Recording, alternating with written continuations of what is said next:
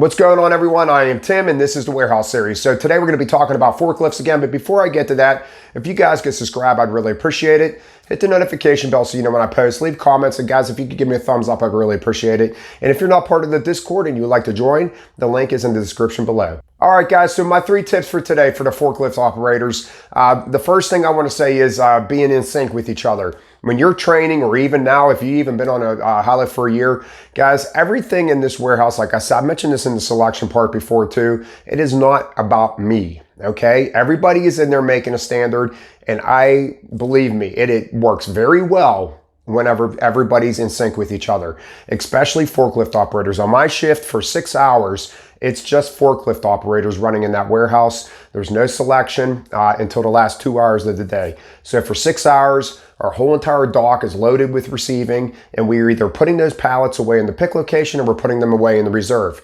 And you got 15 high lifts just crisscrossing each other, running all over the place.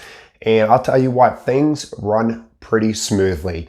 Okay, everyone, it's all a visual thing. Head nod, a little tap of the hand going, go ahead. Just everybody is in so sync with each other. It makes everything run smooth. And I got to give a big thumbs up to my shift because they do a great job at it. Now, when you put selection into the equation, once again, I said this as a selector from one of my selector videos that, you should be in sync with that high lift operator as well. And you should be, as a high lift operator, you should be in sync with that selector. Everybody needs to communicate some way or another. And like I said, it just makes everything go so much smoother. It gives you're not cutting people off and you're not making people mad. You guys got to work with each other day in and day out, and you might as well get along. So the second thing I want to talk about is heavy loads. I see people whip around with heavy loads just like they would a light load. Guys, when I have a heavy load, everything becomes a lot slower. I'm very slow going around bends. I am very slow going up, pulling the product in, pulling it out. And another thing is making sure that my tilt is on. So when I go in and my forks are level and I pick up that heavy pallet, whether it's on the ground, it's going in the rack, or it's in the rack coming on the ground, I tilt it up and pick it up and come out. But then you got to remember, whenever you get to the pick location and you put your product in, or you're putting your stuff in the reserve, to put that tilt back down. Because if you leave it up when you pull your forks out, you're going to end up pulling the pallet back out with it, and you could have a big problem. So remember, tilt up when you have a heavy load, tilt down whenever you're done dropping it off. Guys, that's my second tip. Tilt up, tilt down, and travel slow with heavy loads. And the last thing I want to talk about, guys, is when you're putting product up in the rack.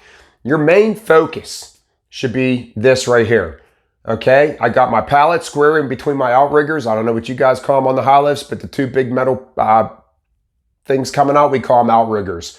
And you want your pallet right in the middle of that. You want it nice and square in there, and then you're gonna square your pallet up with the pallet that is in the pick location.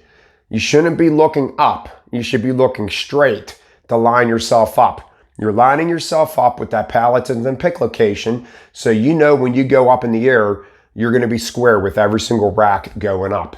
So that's my last tip for today.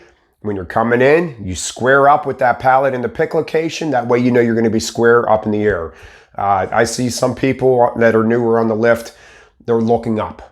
They're looking up while they try to line up the rack. You don't want to do that. You want to look at that pallet right in the pick location, square up with that one, back up a little bit, and then go up and put your product away. So that's it for today, guys. Like I said, any comments down below, Discord, description down below. And I hope these tips are helping. I can only do so much at my work. Like I told you before, I'm not allowed to shoot video and that. I'm trying to make this as interesting as possible without the whole visual thing, because like I said, it's not going to happen. So I hope you guys are enjoying it, and I will see you guys next time. So have a good one.